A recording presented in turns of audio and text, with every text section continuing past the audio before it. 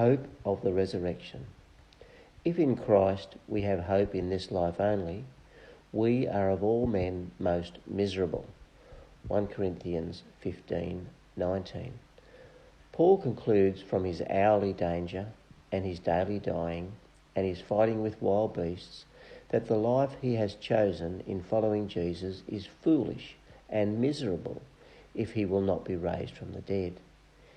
If death were the end of the matter, he says, let us eat and drink, for tomorrow we die. 1 Corinthians 15:32. This doesn't mean let's all become gluttons and drunkards if there is no resurrection. Drunkards are pitiable too, with or without the resurrection.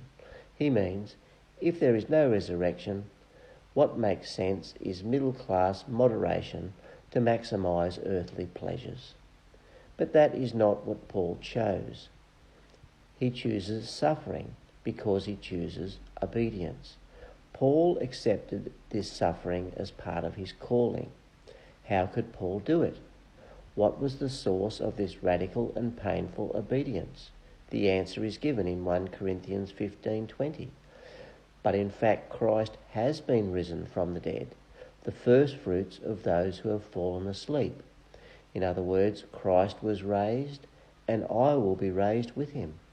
Therefore, nothing suffered for Jesus is in vain. The hope of the resurrection radically changed the way Paul lived. It freed him from materialism and consumerism. It gave him the power to go without comforts and pleasures that many people feel they must have in this life. This is the way Jesus said the hope of the resurrection is supposed to change our behaviour. May God help us to rededicate our lives for a lifetime of letting the hope of the resurrection have its radical effects.